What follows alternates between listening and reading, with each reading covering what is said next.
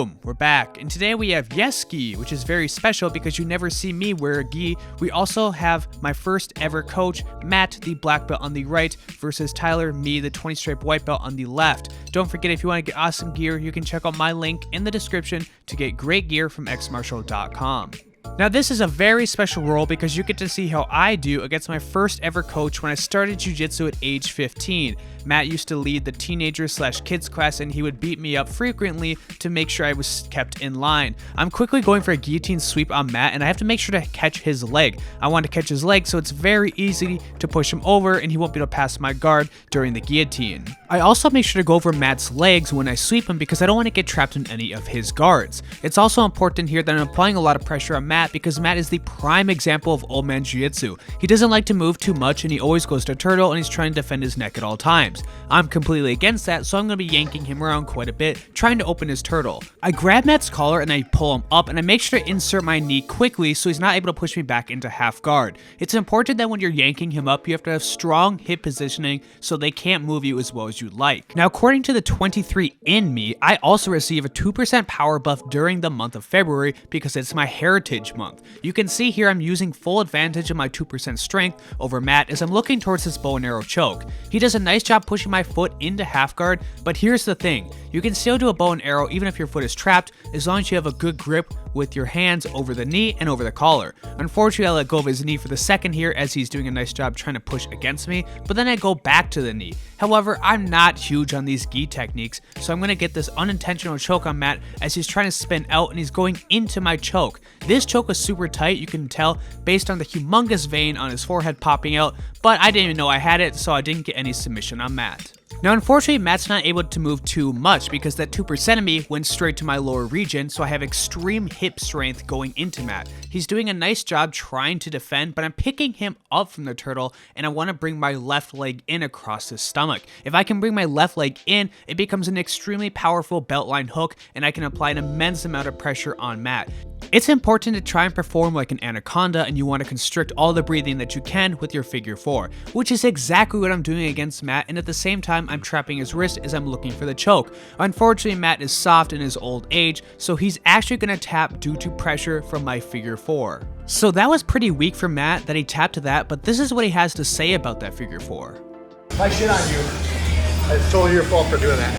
Luckily, I didn't have any excrement on me, but it's time for my question of the day. And my question is, what has been your most satisfying moment in jiu-jitsu? For me, it's great to go back and beat the guys that beat me when I was a young punk, but I want to hear from you guys. Comment below what has been your most satisfying moment in jiu-jitsu, and any story that you have, I will definitely make sure to read it and enjoy it. Now, Matt enters a lazy shot against me, but watch this. He has my sleeve controlled, so I'm going to spin around to the side, and I'm going to take advantage of this by turning his grip into my grip. This is a very easy technique that all of you guys can do as well, and you should add it to your game. It allowed me to take Matt's back, so I really think you should add this if you haven't done it already. Once I had Matt's back, I again was looking for the figure 4, but I sensed that he really did have to go to the bathroom if I decided to not let go. Now Matt is employing again some more old man jiu-jitsu, so I decided to grab his pants sleeve because I want to get a better angle and work on top of him. Now you're going to want to watch the whole video through because there are 2 more beautiful submissions in this video, and I labeled them in easy to follow steps because everybody liked it from the last video. So if you want to improve your submission game, you're going to have to complete the video to see what I'm talking about.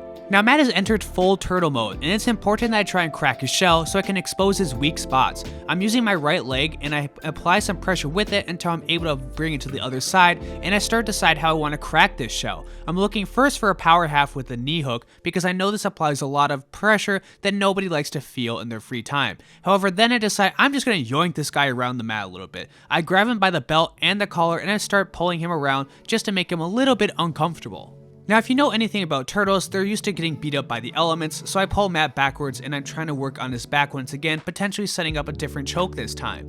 As I'm working on his back, I have the correct hook in, this being my left leg at this time, but Matt is employing some good defense. He always has his hands in the correct position so he can defend against chokes, and he's also trying to go over my hook. Despite me having the correct hook, it doesn't have a ton of pressure and he wants to put his hips over it. I am able to trap his arm, and I'm trying to set up the choke from this point on. However, he's still moving over my leg, which is going to make it difficult to choke him even if I do have his arm trapped.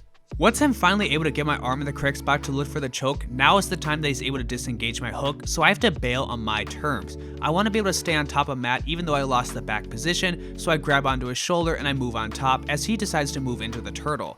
Luckily for him, I respect him enough that I'm not going to check his oil as I would like to do to him, but I don't respect him enough that I'm not going to pull him all across the mat. So step 1 for my submission, we have to yoink this guy. We want to make sure to get him uncomfortable, so I'm pulling him around from multiple positions. Once I decide enough is enough, I yoink him one more time, and then step 2, I push my knuckles down in the collar. By pushing his collar down, he's not able to turn to any side. Now I have a strong position into him, and I know he has to try and work back up to get to the turtle.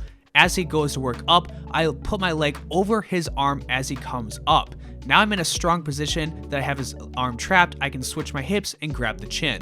Once I have the chin, I fall back into the guard, and then I can squeeze to finish the choke and finish the guillotine. After choking my old coach, this seems very fitting. The circle is now complete. When I left you, I was but the learner. Now I am the master. It's always great to channel my inner Darth Vader, but what also is great is if you guys decide to like the video and comment on the video. This helps me in the algorithm, and it'll allow me to go to other gyms to create better content in the future. Now Matt is doing a secret technique known as the old man belt tie, and you do this when you've been tapped multiple times, so you want to run out the timer by tying your belt. But I also am a master at a different technique, and it's called the guillotine. I step in after I snap his head down, and I grab his neck with a V-shaped grip. Step 2 for this is I have to start leaning backwards. However, as I lean back, I have to make sure to beat his hips because he was trying to flip over me. Step 3 is I stand again, and then to finish this choke, we just have to lean back until they tap for an easy submission with the guillotine. Now, even though Matt was violently tapping to me 3 times in one roll, I'm not done with this old man yet. I want to keep going until the round is over and we can't run out the clock without a little bit of action.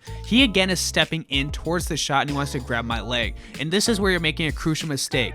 Don't stop on your shots. This is paradise for a wrestler or a guillotiner like me. If you stop on your shots, they're going to set up their chokes in other positions that you don't want to be in. So if you have a hard time in this spot, make sure to keep running through. Matt is deciding to let go of the leg because he wants to defend his neck. However, if you're great at your shots, you want to stay on the leg and you want to work behind them. If you can stay on my leg, I won't be able to spin around you and choke you anyway, so make sure to improve your wrestling by staying on the leg. Now I'm deciding to limp leg my way out of here because Matt has a grip over me, but it's not very strong. I'm able to start turning into him and I start sitting on his back. We are running out of time here, but I want to make sure that I end in a strong position. Overall, it was a mission complete for me because I got to tap the coach 3 times and we had fun the entire time that we did it. Also, all of you guys got to see me in a gi, which is extremely rare to see, so make sure that you enjoy the time that you got with the video. Thank you to all my current viewers and patrons. If you appreciate the video, please make sure to like, comment, and subscribe. I appreciate all my viewers. Until next time.